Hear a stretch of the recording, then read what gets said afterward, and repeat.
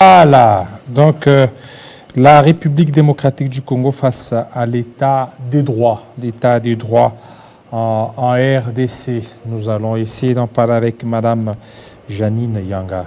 Bienvenue, Madame. Bonsoir.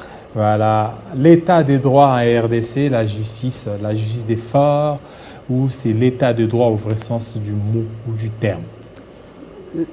Merci beaucoup, mais l'état des droits en soi n'est pas une mauvaise chose. Vous avez une voix rauque là. Exact. Voilà, enrayée.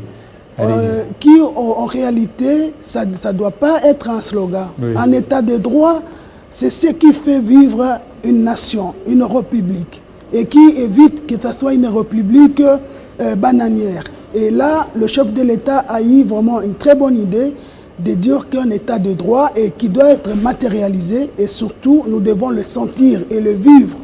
Ne doit pas être pour les couleurs ou pour les uns ou pour les autres, mais surtout ça doit être pour tout le monde et non pour les uns et surtout pas pour les hommes forts. Voilà, pas pour les hommes forts.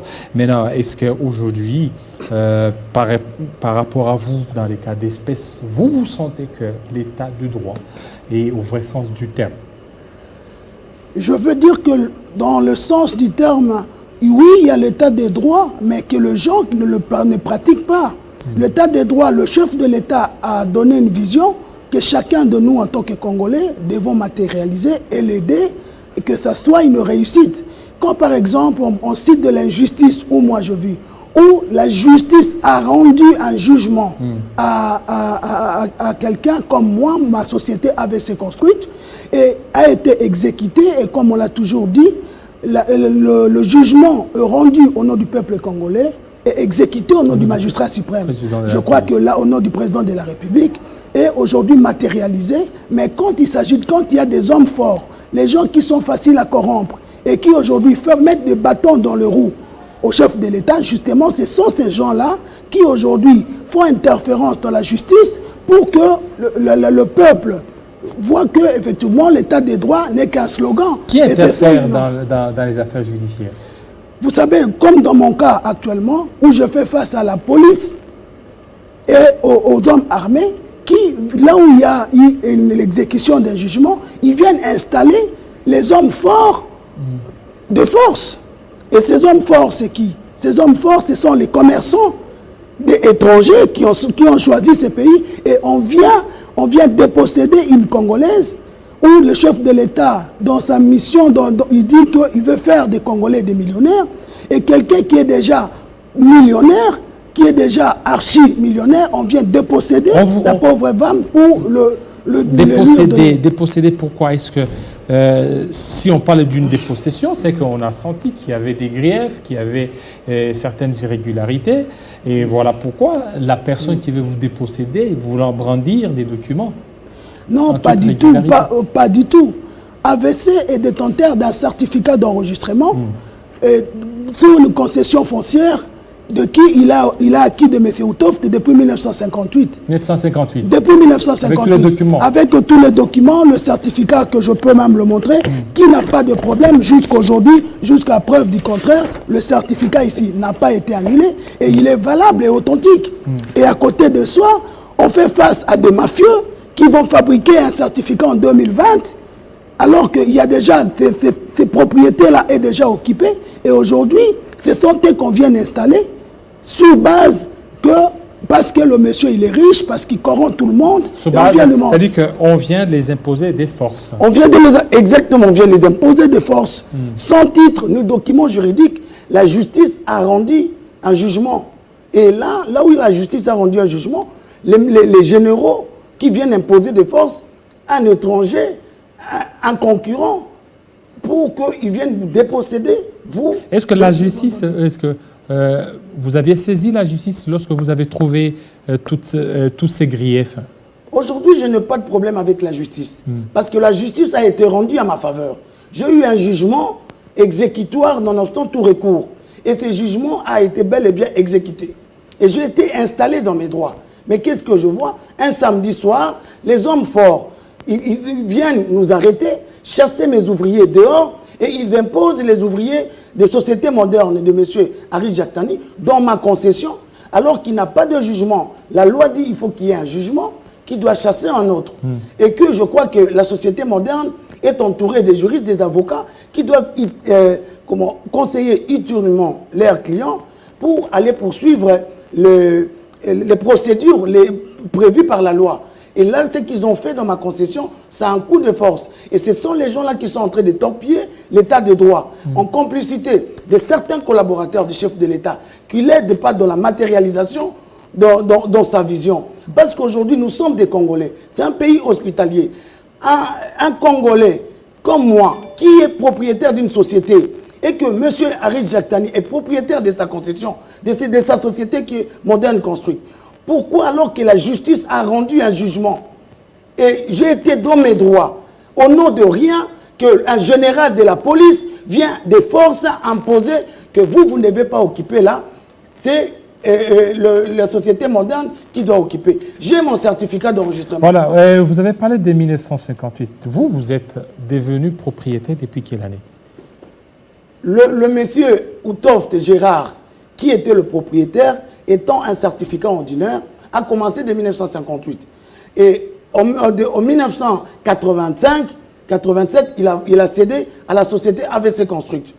Et AVC Construct a occupé les lieux... Depuis 1980. Depuis 1980, a occupé les lieux jusqu'à arriver en 97, à l'arrivée de AFDEL. Et là, c'est monsieur Trésor Kapuku, sous le nom de sa femme Angélique Libagiza, qui rentre en conflit avec nous, parce que monsieur vient de force nous ravir cette concession. Et voilà qu'un conflit est né au niveau des cours et tribunaux, parce qu'il dit qu'il a un permis minier. Et heureusement qu'en allant chez le cadastre minier, on brandissait le permis, le cadastre a tranché en voyant que le document qu'il était en train de brandir, et là l'espace où il exploitait, n'était pas celui qui était couvert par le droit de propriété minier qui lui a été donné. Et le droit minier a dit, vous devez aller ailleurs. Et là, nous sommes allés au niveau du tribunal. Et le tribunal a tranché que M. Kapuku, vous n'êtes pas à cet endroit. Mais quand il voit qu'en 2017, tous ces titres ont été annulés, M. va chercher maintenant l'homme fort, M. Haris, lui installé dans notre concession, au même endroit qu'on était en conflit avec lui. Et aujourd'hui, on vient de déguerpir tout le monde. M. Libagiza Kapuku et tous les son chefs. Et M. Haris maintenant qui sort, qui dit, je suis propriétaire depuis 2020 et je ne pars pas. Mais d'où il tire ce droit de propriété? Parce que AVC ne l'a jamais cédé. Voilà, et vous, la décision judiciaire vous donnant tous les avantages, ça date de quand? Le jugement a été rendu, le jugement a été rendu le 21 février 2017. Mais pas moyen de l'exécuter.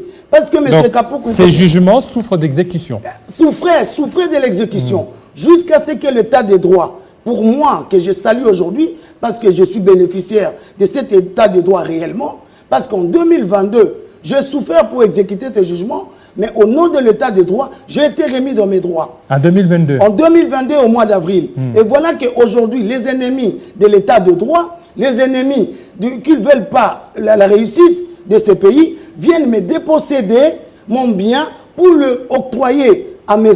Haris, qui n'a pas le titre légal à occuper cet endroit. Si aujourd'hui la justice a rendu et que M. Haris trouve qu'il est dans ses droits, il doit aller aussi auprès de ses cours et tribunaux avec le droit qu'il prétend l'avoir. Et même moi, j'ai attendu 14 ans pour aujourd'hui rentrer en possession. Et vous étiez toujours dans des combats judiciaires?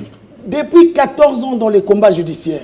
Vous avez beaucoup dépensé? Beaucoup dépensé, surtout de l'énergie. Aujourd'hui, la société est en difficulté. Et c'est le seul moyen que la société a aujourd'hui pour redémarrer. Et que aujourd'hui, on préfère, et cette société, je cite, c'est une société congolaise, de droit congolais. Et le chef de l'État, il dit qu'il veut faire des Congolais des millionnaires. Nous allons devenir des millionnaires comment? Quand nous sommes combattus par nos frères, nos propres frères, au détriment et pour le compte des étrangers qui ont déjà le monopole sur tout.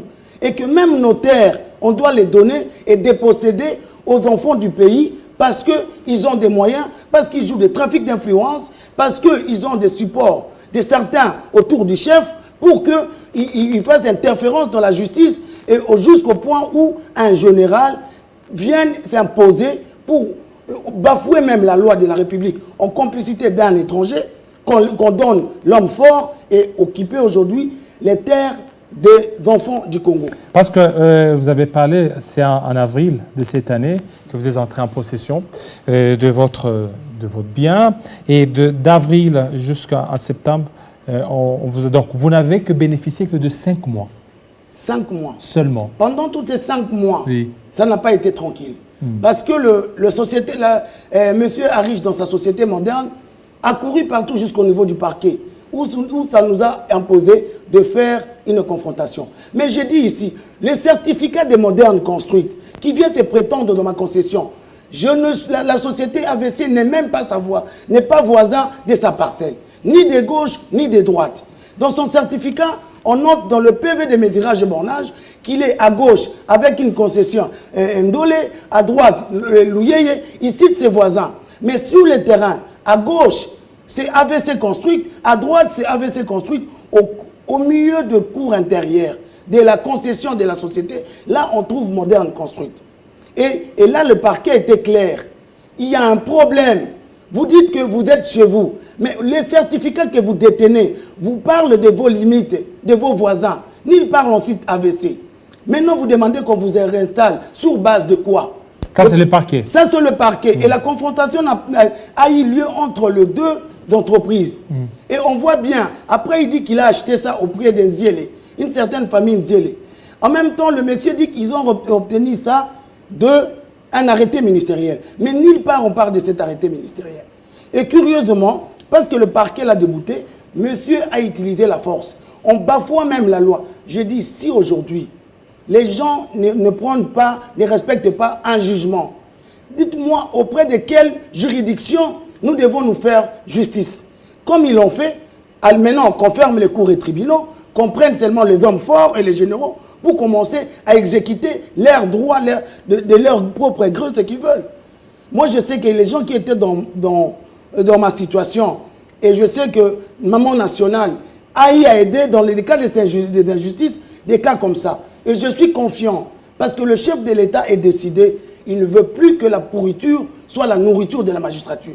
Et il est en train de se battre pour qu'il y ait une justice pour tout le monde. Et personne n'est au-dessus de la loi. Nous avons vu ici, les hommes forts de ces républiques ont répondu de ces actes devant la loi. Mais aujourd'hui, pourquoi les étrangers qui ont choisi ces pays ne doivent pas respecter le droit de nos pays, de notre pays qui les a accueillis? Et qu'alors que là, il y a un jugement, la société moderne construite de messieurs riches préfère de corrompre à gauche, à droite, utiliser le trafic d'influence pour venir se réinstaller de force, là où un jugement a été exécuté. À quoi sert le juge? À quoi sert tous les 14 ans devant les cours et tribunaux pour qu'un jugement soit rendu?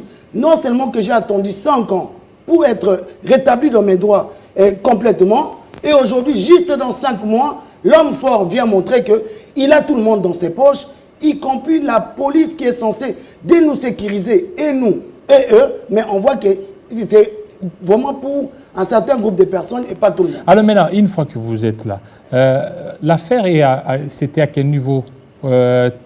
TGI, tribunal de grande instance? L'affaire est au niveau de... L'affaire est au niveau de TGI, actuellement on parle. TGI et Kinkole. TGI Gombe. Ah, voilà, au niveau TGI de Gombe. TGI Gombe, parce que la parcelle est située à Mongafula. Et aujourd'hui, on constate qu'il y a l'épreuve de force. Et maintenant, dans ce cas, vous voulez vous arrêter au niveau des TGI, vous voulez interjeter appel, vous voulez saisir d'autres instances ou d'autres institutions, ou le président de la République, par exemple? Exactement. C'est là que j'en interpelle au magistrat suprême. Le chef de l'État. Le chef de l'État. C'est lui qui a donné cette vision-là de l'État des droits. Que les ennemis de la République ne le fassent pas voir que c'était un slogan. On veut vraiment que s'il y a eu des hommes forts, que même les étrangers qui ont choisi ces pays, doivent aussi s'aligner à cet état de droit. Et que surtout qu'actuellement, il va y avoir, ils vont changer dans la magistrature, qu'on nous trouve, et que le changement s'impose à tous les niveaux. Et surtout, j'en interpelle aux collaborateurs du chef. Ils doivent l'aider, ils ne doivent pas se battre seuls. Le Congo, c'est un pays grand et qui demande la contribution de tout le monde. Aujourd'hui, le chef de l'État a lancé la vision que nous devons tous nous approprier. Pourquoi un général de la police vient s'interférer dans les décisions judiciaires? Mais c'est révoltant. Je suis congolais. Donc, il y aurait certains collaborateurs qui seraient impliqués dans cette affaire. Mais bien sûr, parce que M. Arish, sinon, il n'aurait pas toute la force qu'il a aujourd'hui. Est-ce que vous vous rendez compte qu'ils viennent nous chasser en disant qu'ils ont été installés dans notre propre pays, dans notre concession. Mes travailleurs au chômage, le mardi, il y a eu même un échauffouré entre les travailleurs AVC et Modern Construct. Ils n'ont pas de documents, sans jugement, ni les documents d'installation. On arrête les agents AVC sans même demander. On voit comment le déguerpissement, ça se fait, on vous demande de faire sortir vos affaires. Non, ça n'a pas été comme ça. Et avec quel document? On parle d'un huissier. Aujourd'hui, je vous parle. Le monsieur l'huissier est arrêté au parquet général. Il fait des révélations graves. Il dit, oui, mais je n'ai jamais été installé Modern Construct. Je vois bien que c'est mon nom qu'on a écrit sur la porte, exécuté par mon cabinet Omari et consort. Mais moi, monsieur, celui qu'on parle là, je n'ai jamais été sur le site. Je n'ai jamais installé quelqu'un. Alors que la loi dit, c'est l'huissier de justice qui réinstalle ou c'est l'huissier qui a exécuté le jugement. S'il y a eu erreur, c'est le même qui doit les corriger. Mais ils vont chercher toujours les moyens frauduleux. Aujourd'hui, nous sommes au pénal parce que nous avons des éléments évidents et flagrants de la fraude, des tricheries, des faux et d'usage de faux. Et qu'on veut que cette fois-ci, que la justice soit l'église au milieu du village. Parce qu'ici, il y a un conflit d'intérêts entre les deux entreprises, dont le patron est le fils du pays et un étranger qui a choisi ce pays comme son second patrie. Et que nous devons tous respecter les lois de ces pays. Aujourd'hui, je sais qu'il y a une famille, Moulumba, qui était dans l'injustice que moi j'ai subie, mais Maman Nationale a aidé à intervenir. Je crois à mon Dieu. Maman Nationale... Je suis dans mon droit. Et je crois à mon Dieu. Je suis la pauvre veuve. Dieu qui dit qu'il est le défenseur des opprimés que je suis. Le défenseur de veuves.